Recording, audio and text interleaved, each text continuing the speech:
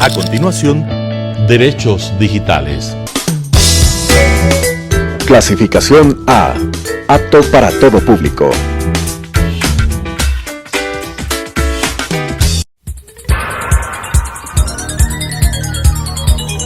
Las opiniones vertidas en este espacio por la producción y dirección del programa son de exclusiva responsabilidad de sus autores y de quienes intervienen en ellos. Telesucesos Canal 29 UHF presenta Derechos Digitales, un espacio de construcción de cultura digital y datos para todos, con la conducción de Daniela Macías y Matthew Armijos. Derechos Digitales. Los datos personales, la fuente y activo y materia prima de los productos y servicios no solo en el ecosistema digital, sino también en el entorno físico. A propósito de la entrada en vigor del reglamento de la Ley Orgánica de Protección de Datos Personales, el día de hoy, en Derechos Digitales, un espacio de construcción de cultura digital y de datos, hablaremos sobre los aspectos clave o destacables de este reglamento y cómo a las organizaciones que se encuentran en implementación de la Ley Orgánica de Protección de Datos Personales les podría llegar a afectar.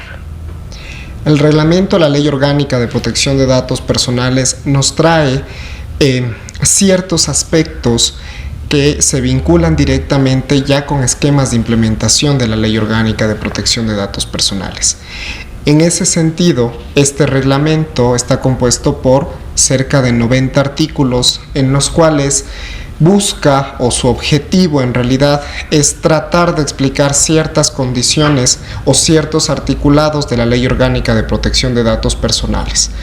Sin embargo, esto, si es que lo vemos desde una perspectiva ya de implementación, si es que en las organizaciones, en las empresas, en las distintas compañías que implementaron la Ley Orgánica de Protección de Datos Personales desde una perspectiva integral, no van a tener que preocuparse demasiado por la entrada en vigor de un reglamento a la ley. Aquellos que no lo hicieron, que optaron simplemente por tomar medidas desde la perspectiva jurídica o desde la perspectiva tecnológica o solo desde la de seguridad, pues van a tener que implementar toda la Ley Orgánica de Protección de Datos Personales, y para ello quizás el reglamento les va a servir como cierta herramienta para que se pueda comprender un poco más cuál va a ser el alcance en lo que dirige la Ley Orgánica de Protección de Datos Personales. También comete ciertos errores en algunas partes que están delegadas por ley para el Superintendente de Protección de Datos Personales, no para el presidente a través de reglamento de aplicación, pero que son cosas que quizás con el tiempo se pueden ir corrigiendo, más aún con la entrada en vigencia de una autoridad de protección de datos personales una vez que ya sea electa. Justamente,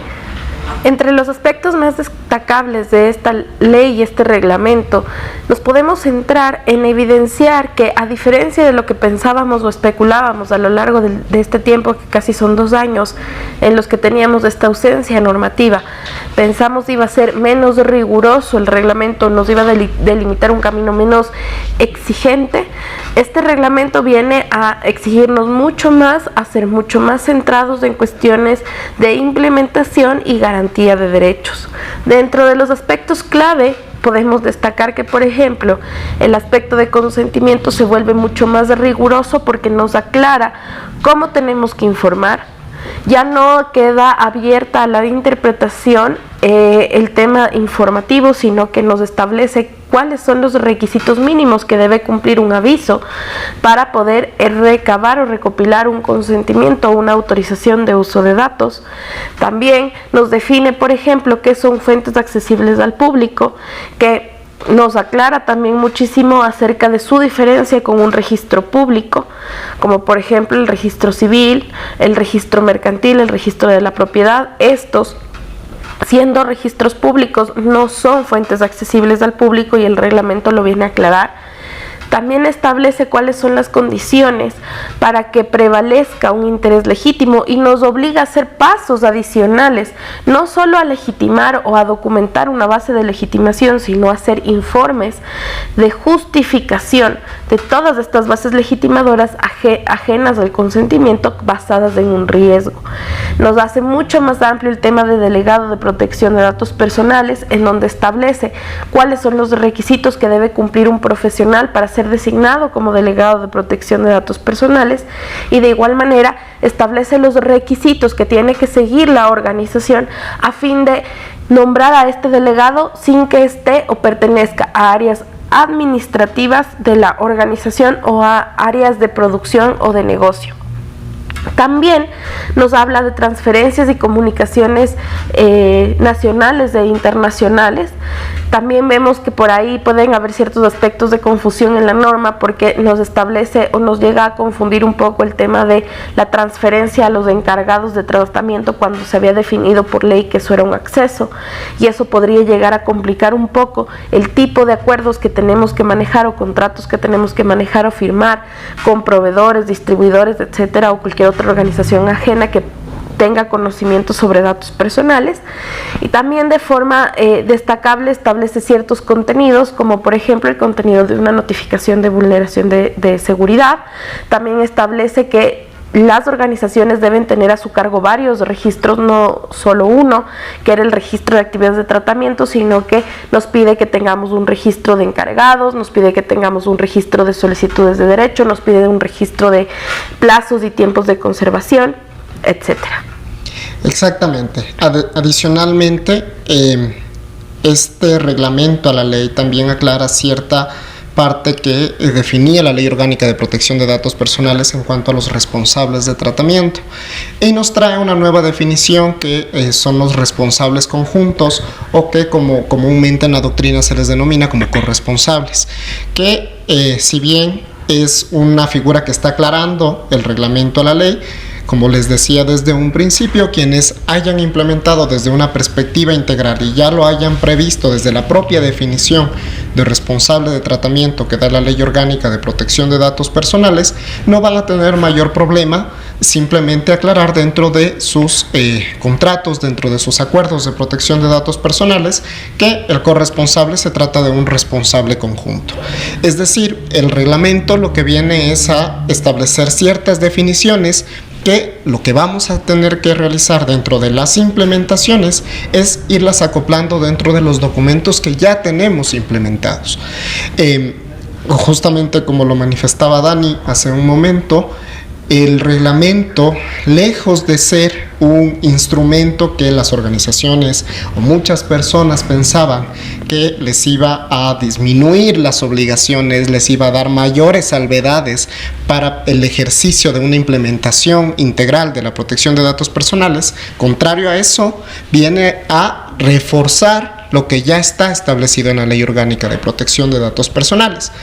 Es por eso que, como vemos en temas de la Autoridad de Protección de Datos Personales, simplemente aclara un poco, aclara la sede en donde va a estar la Superintendencia de Protección de Datos Personales. En cuanto al procedimiento administrativo sancionador, no puede hacer nada porque eso es algo que no le compete al reglamento, sino que únicamente a la ley, y que en la ley ya está establecido que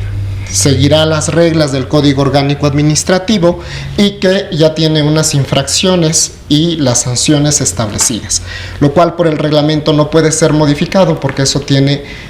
un principio de reserva de ley y que no puede ser estipulado en el reglamento, sino podría ser inconstitucional. Ahora, sí toma ciertas confusiones en cuanto al delegado de protección de datos personales, por ejemplo, ¿por qué? Porque la Ley Orgánica de Protección de Datos Personales establece que el superintendente es quien determinará en los casos adicionales en los que se deba contar con un delegado, lo que nos da como la pauta para establecer que es este superintendente quien va a determinar justamente todo lo relacionado con respecto al delegado de protección de datos personales, tomando en cuenta que va a ser la autoridad técnica con toda la experiencia profesional que lleva detrás para poder establecer todas estas condiciones que están alrededor del delegado. Sin embargo, el reglamento ya nos aclara un poco más cuando podemos encontrarnos quizás con posibles conflictos de interés, cuando, como nos decía Dani, el delegado se le designa a una persona que forma parte de la estructura directiva, a órganos administrativos propiamente de la organización, lo cual ya nos da una pauta de un conflicto de interés, porque son personas que realizan actividades o operaciones con datos personales, lo cual iría incompatible porque no podrían supervisarse a sí mismos en la propia gestión del delegado. También trata de aclarar un poco que el delegado puede ejercer otras funciones, pero que debe mantenerse primigeniamente lo que establece la propia ley, que si bien puede mantener otras funciones, estas funciones no pueden ser incompatibles o no pueden llegar a mantener un conflicto de interés con aquellas que están determinadas en la propia ley de protección de datos personales para el delegado. Es decir, no pueden interrumpir la supervisión, no pueden interrumpir la asesoría ni el contacto directo que mantiene con la Autoridad de Protección de Datos Personales. Asimismo, nos establece una cierta aclaración en que se considera un gran volumen de datos, en que se considera un control sistematizado para que las empresas, las organizaciones puedan definir cuándo requieren un delegado de protección de datos personales, y también aclara cuándo tenemos tratamiento de datos a gran escala. Incluso establece ciertas puntuaciones que se vinculan mucho con las que establece el Reglamento General de Protección de Datos Personales Europeo, cuando se considera cierto tratamiento a gran escala, como por ejemplo los datos personales derivados de un tratamiento que se relaciona con el sector de la salud. Ahí tenemos un gran volumen de datos y por lo tanto cuando tenemos las organizaciones que realizan justamente estas operaciones de tratamiento dentro del sector de la salud, van a tener muy seguramente un tratamiento a gran escala. Estas son también principales características que nos ingresa el Reglamento de Protección de Datos Personales a nuestro esquema o nuestro sistema de protección de datos. Un poco, ya que hemos abordado el contenido, es importante saber cómo ha impactado esto en los sectores que están llamados a implementar esta norma. Este reglamento también nos aclara cuán importante es la aplicación de la Ley de Protección de Datos Personales de forma transversal en toda la sociedad. No solo a nivel de un colegio, no solo a nivel de una institución financiera, sino que nos establece también que el área de telecomunicaciones, el área de comercio, el área de salud, están también directamente relacionadas con la implementación de una ley de protección de datos personales, que también es un enfoque bastante fuerte porque nos esclarece muchísimo sobre aquellas empresas, ya sean pequeñas, microempresas, grandes empresas, las que tienen que implementar esta norma, y cada quien va a tener que implementarlo con base a niveles de costo, en el entorno en el que se desarrolla y a niveles de estado de la técnica. Eso también nos aclara el reglamento. Opiniones diversas en relación al reglamento hemos tenido. Varias personas han manifestado de distintos sectores profesionales de la abogacía que esto se convierte en una herramienta mucho más fuerte o más eficaz para que las personas empiecen a empoderar sobre sus derechos y empiecen a exigir el cumplimiento de esta ley. Pero también tenemos opiniones de otro lado, en donde se ha, por ejemplo, propuesto que la autoridad de control no ingrese directamente a sancionar, sino venga como una suerte de acompañamiento durante un tiempo para luego empezar a sancionar. Lamentablemente debemos estar claros en estos aspectos y sobre todo en la importancia de empezar a cumplir con esta ley, no solo desde la perspectiva sancionatoria, porque la sanción es solamente la consecuencia de una gestión irresponsable quizás de datos personales, sino más bien desde la perspectiva de economía y cómo necesitamos empezar a enfatizar en la implementación de este tipo de normas para montarnos en el tren de la economía digital. Ahora veíamos muchos casos en donde la inteligencia artificial ya nos está pisando los talones. Tenemos un caso como el del cantante famoso Bad Bunny, en donde la inteligencia artificial creó una canción con su timbre de voz que no tuvo intervención humana bajo ningún concepto. Entonces empezamos a ver que este tipo de normativas y empezar a gestionarlas de forma responsable y adecuada es necesario, y contar con una autoridad que empiece a revisar y monitorear este cumplimiento en los distintos sectores, porque no solo se aplica, como les decía, al sector financiero y bancario, sino que se aplica también al área de salud, al área de educación, al área de comercio, al área de organizaciones y fundaciones, por ejemplo, que manejan información por proyectos de responsabilidad social. No solo se abarca un tema de cumplimiento normativo, se abarcan requisitos para poder caminar o para poder surfear en este nuevo entorno en donde la tecnología está corriendo y nosotros, con a veces opiniones o perspectivas limitadas de cumplimiento, podemos llegar a afectar derechos. Entonces hay que ser bastante responsables a la hora de emitir criterios en materia de protección de datos, tecnología, porque realmente ya la realidad nos aqueja y nos está diciendo hay que cumplir ya.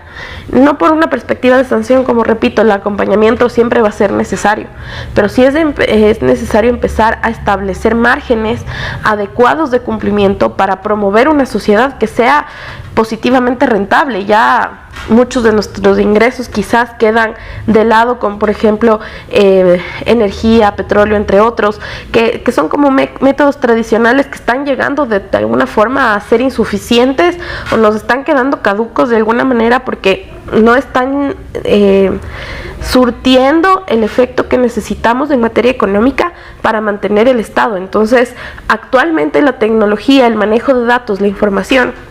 es un nuevo boom que hay que aprovechar y que justamente la ley y la emisión de este reglamento tiene que ser verificada. ¿Para qué? Para que no nos quedemos atrás. Es de hecho una oportunidad de no seguir siendo un país tercermundista, sino elevar nuestro nivel a mayores criterios. ¿Por qué? Porque la economía mundial está cambiando y nosotros tenemos que empezar a montarnos en esta trascendencia. Sí, un aspecto también que establece el reglamento y que quizá preocupa también un poco a la implementación dentro del ecosistema de protección de datos personales es lo relativo a la provisión de los recursos para la generación o la creación de la Superintendencia de Protección de Datos Personales. Y es importante establecer ahí que desde la parte del ente rector de las finanzas públicas, que es el Ministerio de Finanzas, sí debería primar la responsabilidad frente a mantener un entorno adecuado de tratamiento de datos por sobre cualquier otro interés político, económico que pueda existir dentro de la propia gestión del ministerio, de forma que se le dé prioridad a la creación de toda la institucionalidad de la superintendencia, de forma que pueda pasar que la autoridad ingrese. ¿Para qué? Para que, como nos decía Dani, no solo sancione, porque la sanción va a ser la consecuencia de que yo durante estos casi 3 años no he realizado ninguna actividad para promover un adecuado tratamiento de datos personales, lo cual ya es per se, o sea, por sí misma, una lesión al derecho. Ya es por sí misma una actividad quizás un tanto negligente, pero lo que debe pasar es que debe ingresar ya esa autoridad. ¿Para qué? Para que no solo esté desde la perspectiva de la sanción, sino también desde la perspectiva de la guía, desde la perspectiva de la regulación, de forma que nos pueda esclarecer también desde su perspectiva qué puntos va a tomar en cuenta. ¿Para qué? Para que nosotros como ciudadanos, como titulares, y para que las organizaciones sepan cuál va a ser el camino correcto a seguir dentro de todo este ecosistema de protección de datos personales. Entonces es importante también que ingrese esta autoridad. Nos decía Dani ya el ejemplo de que pasó con el cantante famoso Bad Bunny. En estos días también pasó, no recuerdo en dónde específicamente, pero que un juez a través de ChatGPT había redactado el contenido de su sentencia. Entonces estamos viendo también cómo la inteligencia artificial, cómo la tecnología se está vinculando con otros aspectos con los que normalmente no se vinculaba, como es el aspecto jurisdiccional, en donde el juez, en función de su sana crítica, en función de la evaluación que realiza de un caso en específico y de todos los argumentos jurídicos y técnicos que establece y lo que se ha desarrollado dentro y ha producido dentro de un proceso, las pruebas, los testimonios, toda la documentación que acapara ese proceso, toma una decisión en función a lo que se ha logrado demostrar, en función a todo el trabajo que se ha hecho dentro de un proceso judicial. Ahora, esta decisión entonces, en este caso, se la está trasladando a una inteligencia artificial. Quizás para reducir el tiempo, quizás para obtener quizás algún argumento jurídico distinto. Sin embargo, esto ya nos trae una situación, un problema jurídico en función a quién tomó esa decisión. ¿De quién es la sana crítica? ¿De la inteligencia artificial en función a los hechos que le dio el juez en la consulta, o es del propio juez quien emite la sentencia? Entonces ahí comenzamos a ver que diversos actos jurídicos que nos impactan totalmente, como lo es una sentencia que nos puede impactar directamente a nuestro patrimonio, a nuestra propia vida, a nuestra integridad, a nuestra libertad, puede verse vinculado con el uso de una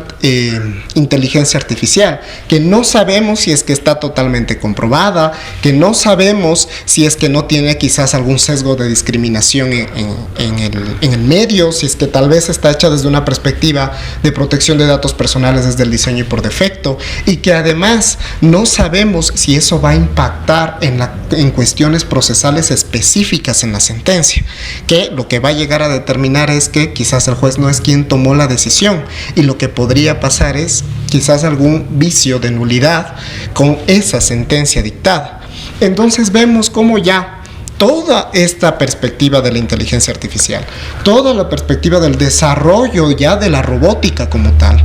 ya nos está impactando en nuestra vida, ya nos está impactando en las decisiones sobre nuestros derechos, sobre nuestras libertades, ya lo vemos. Y lo que debemos mantener entonces es una autoridad que también promueva dentro del tratamiento adecuado de los datos personales derechos digitales, de forma que se encauce, se dirija de forma adecuada toda esta implementación, toda esta gestión de productos y servicios, y que nosotros podamos ser beneficiados, pero siempre con la garantía de nuestros derechos.